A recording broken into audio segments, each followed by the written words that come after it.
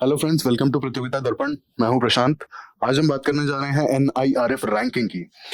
हाल ही में national institution ranking framework ने 2023 की रैंकिंग्स को रिलीज किया।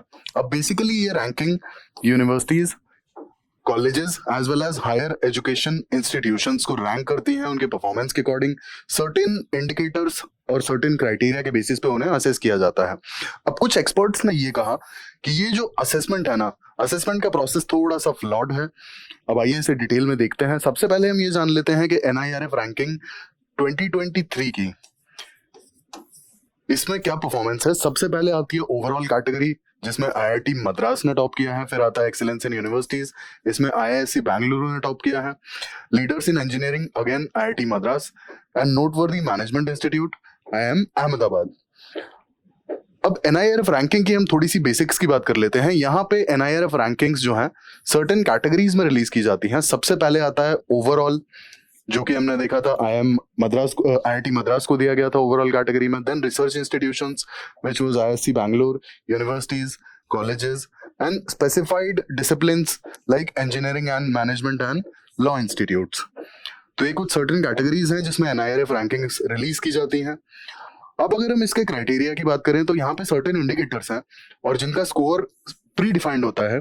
अब ये क्या है इंडिकेटर जिनके बेसिस पे रैंकिंग्स को असेस किया जाता है और प्रोवाइड की जाती है फाइनली। पहला आता है इसमें teaching, learning as well as resources, ये है 30%।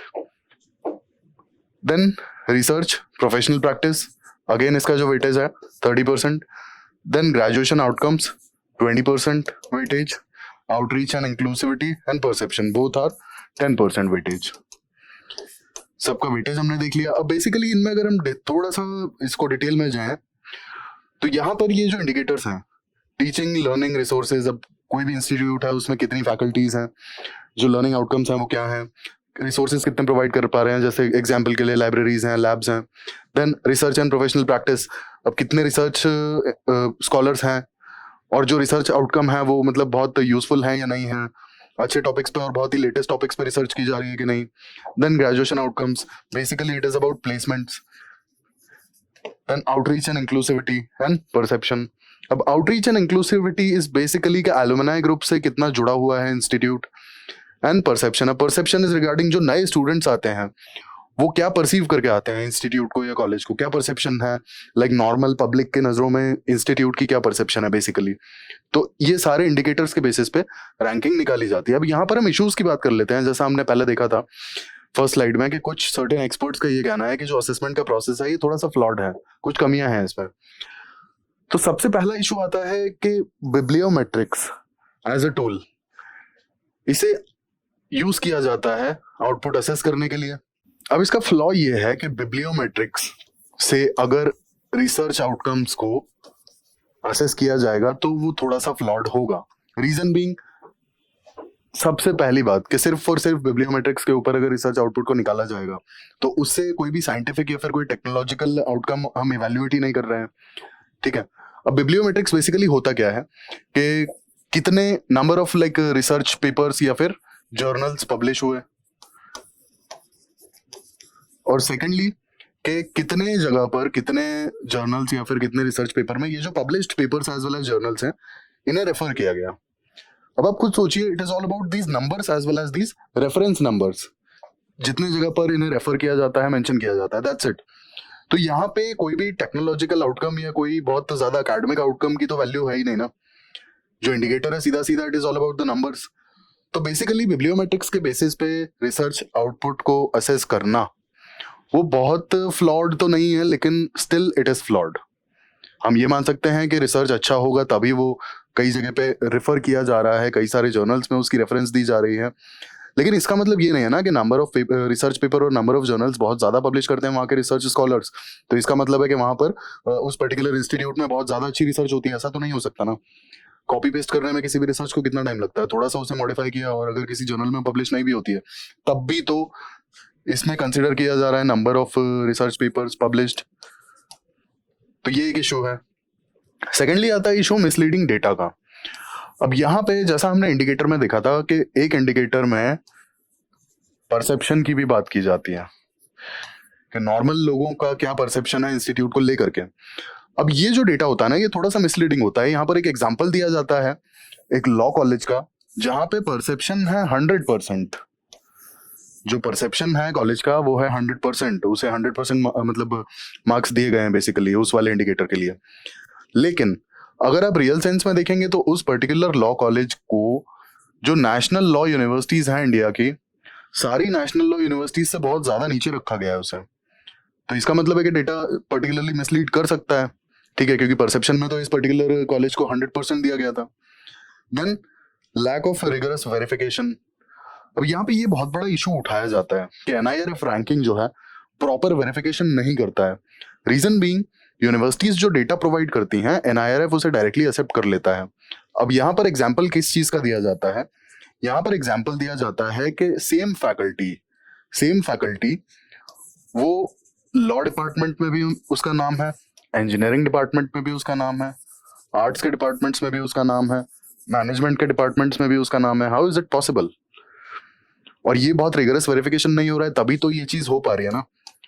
इंस्टीट्यूट्स या फिर हायर एजुकेशन इंस्टीट्यूशंस अपने डेटा में तो ये दिखाई पा रहे हैं कि हमारे पास पर्टिकुलर फैकल्टीज हैं हर एक डिपार्टमेंट के लिए। अगर यूनिवर्सिटी है तो लॉ के लिए भी है, इंजीनियरिंग के लिए भी है, आर्ट्स के लिए भी है, मैनेजमेंट के लिए भी है।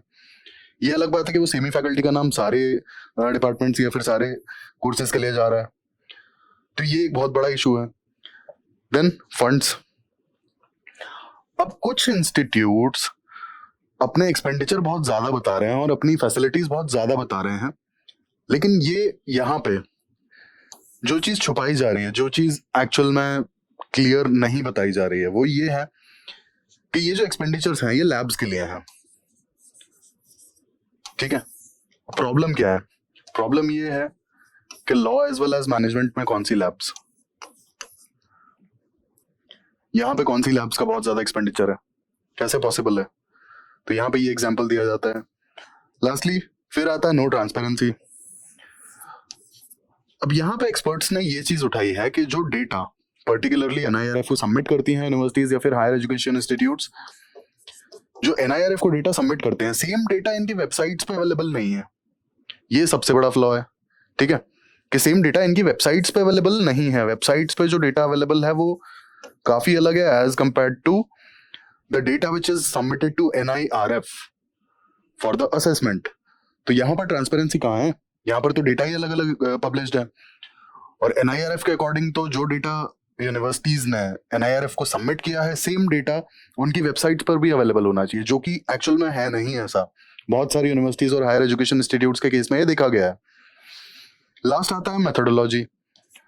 अब एक्चुअल में जैसे जो हमने बात की थी कि मेथोडोलॉजी स्पेसिफिकली अगर रिसर्च की बात करें तो वहां पे जो बिब्लियोमेट्रिक्स, ये बहुत बड़ा क्राइटेरिया है रिसर्च आउटकम को असेस करने के लिए, जो कि एक्चुअल में होना नहीं चाहिए। अदर क्राइटेरियाज को भी देखना चाहिए, ठीक है, कि जो रिसर्च हुआ उसके जेन्युइनली कुछ आउटपुट थे या नहीं थे। सिर्फ पेपर्स पे अगर बात घूमती रहेगी तो सिर्फ पेपर्स एज एन पॉसिबल नहीं हो सकता। ऐसा भी हो सकता है कि पेपर्स तो बहुत पब्लिश हुए हैं लेकिन कुछ काम का ना हो उसमें, ठीक है। जैसे रिसर्च स्कॉलर्स को पेपर अपने पब्लिश करने होते हैं, जो भी उनका 4 से 5 साल का रिसर्च होता है उसमें उन्हें कईयों पेपर्स पब्लिश करने होते हैं, बट क्या वो फ्रूटफुल हैं, क्या वो यूजफुल हैं, क्या उनसे आगे आने वाली रिसर्च जो जनरेशन आएगी, जो रिसर्च करेगी, उन्हें कुछ सीखने को मिलेगा? वो भी तो इम्पोर्टेंट है ना। इसके बाद दूसरा मेथोडोलॉजी आता है कि बहुत सारे इंस्टीट्यूट्स को या बहुत सारे लाइक डिफरेंट कोर्सेज के कॉलेजेस को सेम इंडिकेटर्स पे जज किया जाता है। सेम इंडिकेटर्स पे असेस करना ये सही मेथोडोलॉजी नहीं है। हर एक लाइक इंस्टीट्यूट की अपनी खासियत है, तो उसके अकॉर्डिंग, कोर्सेज के अकॉर्डिंग, या फिर होता है कि डिमांड्स के अकॉर्डिंग असेसमेंट होनी चाहिए और उसके अकॉर्डिंग मेथोडोलॉजी डेवलप होनी चाहिए। जैसे एग्जांपल के लिए अगर आप मेडिकल कॉलेजेस का ले लीजिए, बेसिकली मेडिकल कॉलेजेस को अगर आप लॉ कॉलेजेस या फिर इंजीनियरिंग कॉलेजेस का जो असेसमेंट है, सेम अगर मेथड्स यूज करेंगे इन्हें भी असेस करने के लिए, तो there will be a lot of difference. दोनों का प्रोफेशन अलग है, दोनों के पढ़ने का तरीका अलग होता है, और दोनों सोसाइटी को कंट्रीब्यूट करते हैं सोसाइटी में, लेकिन अलग तरीके होते हैं, ठीक है। ये कंप्यूटर साइंस के इंजीनियर से अगर कोई एरर हो जाएगा तो बहुत ज्यादा प्रॉब्लम्स नहीं होंगी, अपार्ट फ्रॉम लाइक कोई साइबर क्राइम या कोई हैकिंग वाला अगर कोई इशू हो तो। बट वहीं अगर एक मेडिकल प्रोफेशनल से गलती होगी तो शायद किसी इंसान की जान जा सकती है। तो यहाँ पर आप डिफरेंस देख सकते हैं कि सेम मेथोडोलॉजी से असेस करना थोड़ा सा ट्रिकी है, होना नहीं चाहिए। अब यहाँ पर रेपरकशंस की बात करें कि ये जो फ्लॉड रैंकिंग्स हैं, अगर रैंकिंग में ये सारे फ्लॉज हैं तो इससे आउटकम्स क्या होंगे, क्या कॉन्सिक्वेंसेस होंगे।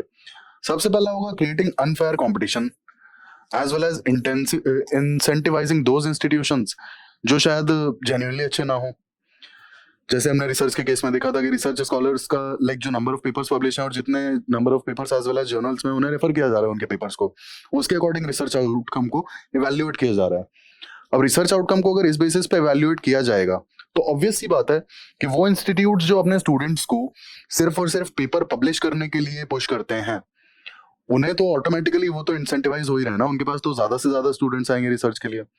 जबकि इनकी रिसर्च क्या जेन्युइनली फ्रूटफुल है, वो पेपर्स वो जर्नल्स के जेन्युइनली फ्रूटफुल हैं, how will they contribute in society, technology या फिर सोसाइटी की कोई प्रॉब्लम अगर वो सॉल्व कर सकते हैं तब तो वो फ्रूटफुल है, अदरवाइज वो नहीं है। आने वाली अगर रिसर्च की जनरेशन जो है उनकी भी हेल्प नहीं कर पाएंगे, एज वेल एज कोई प्रॉब्लम भी अगर सॉल्व नहीं कर रहे हैं तो how are they helpful. Then secondly undermining the ranking framework. अब ऑब्वियस सी बात है कि अगर इतने सारे फ्लॉज हैं रैंकिंग में तो ओवरऑल रैंकिंग फ्रेमवर्क पर भी तो सवाल उठता है ना। रीजन बीइंग, अगर रैंकिंग फ्रेमवर्क को देखते हुए किसी स्टूडेंट ने अपना डिसीजन जो है वो गलत ले लिया सिर्फ और सिर्फ रैंकिंग फ्रेमवर्क को देखते हुए और उसे बाद में रिग्रेट हुआ, तो हु इज रिस्पॉन्सिबल। और ऐसे केस में क्या रैंकिंग फ्रेमवर्क की वैल्यू रह जाएगी, क्या वो क्रेडिबिलिटी रह जाएगी? नहीं, क्योंकि बाद में पता पड़ेगा ना कि जो रैंकिंग फ्रेमवर्क में चीजें सामने आ रही हैं एक्चुअल में वैसी नहीं है। जैसे हमने रिसर्च के इंस्टीट्यूशंस की बात की थी, कोई रिसर्च स्कॉलर अगर इस तरीके से सिर्फ ये देख करके हाँ NIRF रैंकिंग अच्छी है रिसर्च के केस में तो मैं जाकर एडमिशन ले लेता हूँ, बाद में पता पड़ता है कि ये इंस्टीट्यूट तो सिर्फ और सिर्फ पेपर पब्लिश करने के लिए पुश करता है, बाकी इन्हें कोई मतलब नहीं है। और पेपर पब्लिश करना एक रिसर्च स्कॉलर के लिए सबसे ईजी चीज होती है अगर करना चाहे तो, और अगर मेहनत करके करना चाहे तो वही काम बहुत टफ होता है ओरिजिनलिटी के साथ। आई मीन अगर ओरिजिनलिटी के साथ में वो बंदा पेपर पब्लिश करना चाहे तो वो टफेस्ट टास्क होगा, लेकिन अगर वो कॉपी पेस्ट करके करना चाहे तो उससे ईजी चीज कोई नहीं हो सकती है। तो ऐसे केस में ऑब्वियस सी बात है कि जो रैंकिंग फ्रेमवर्क की क्रेडिबिलिटी है उसे नुकसान होगा। फिर neglecting the other aspects of the institution. अब जैसा कि हमने मेथोडोलॉजी की बात की थी कि यहाँ पर मेथोडोलॉजी थोड़ी सी गड़बड़ है, तो यहाँ पर बहुत सारे अदर एस्पेक्ट्स को भी तो इग्नोर किया ही जा रहा है ना। इसके बाद perception, reputation as well as competitiveness को काफी ज्यादा नेगेटिवली इफेक्ट कर सकती है रैंकिंग। सपोज किसी पर्टिकुलर इंस्टीट्यूट के पास में वो सारी चीजें हैं जो शायद रैंकिंग में कंसिडर ही नहीं की जा रही हैं असेसमेंट के लिए, तब फिर फायदा क्या है वैसी चीजों पे इन्वेस्ट करने का। तो ये एक बहुत बड़ा इशू है। अब यहाँ पे कैसे हम वे फॉरवर्ड यहाँ देख सकते हैं, कैसे रैंकिंग को इम्प्रूव कर सकते हैं और कैसे इंस्टीट्यूशंस अपनी रैंकिंग इम्प्रूव कर सकते हैं। ओवरऑल रैंकिंग की असेसमेंट कैसे इंप्रूव होगी एज वेल एज इंस्टीट्यूशंस कैसे अपनी रैंकिंग इंप्रूव करेंगी। तो यहाँ पर सबसे पहले आता है कि बिब्लियोमेट्रिक्स को बहुत ज्यादा वैल्यू हमें नहीं देनी है अगर रिसर्च आउटकम्स को पर्टिकुलरली असेस करना है तो। सेकेंडली, इंस्टीट्यूशनल रिपोजिटरी होना जरूरी है। इंस्टीट्यूट ने जो डेटा NIRF को सबमिट किया है या तो NIRF उसे पब्लिक कर दे या फिर इंस्टीट्यूशन सेम डेटा अपनी वेबसाइट्स पर डिस्प्ले कर दें, डिस्क्लोज कर दें। ये एक सबसे बड़ा ट्रांसपेरेंसी का स्टेप होगा। Then improving teaching learning processes.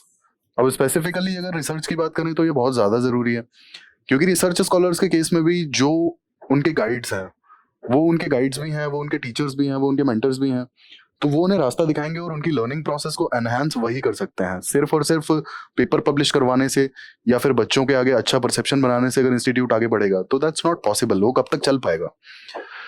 Then enhancing the graduation outcomes by improving placements, entrepreneurship, higher education opportunities for the students.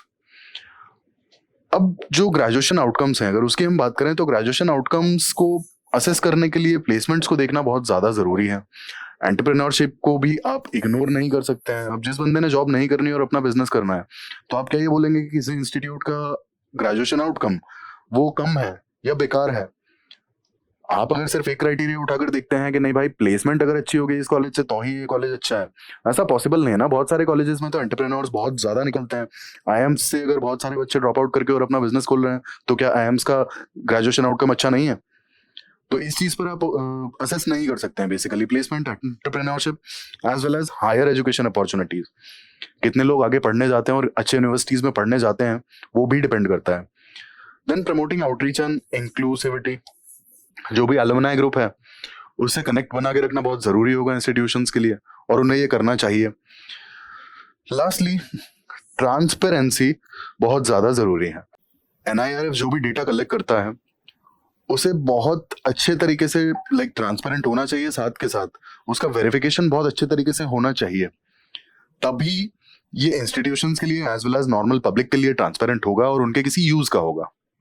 तो ये हमने बात की NIRF रैंकिंग की और उससे जुड़े हुए फ्लॉज के बारे में, और जाना कि एक्सपर्ट्स क्या इसमें कमी निकालते हैं और क्यों कहते हैं कि ये जो रैंकिंग का पैरामीटर्स हैं और जो असेसमेंट की मेथड है वो थोड़ी सी फ्लॉड है।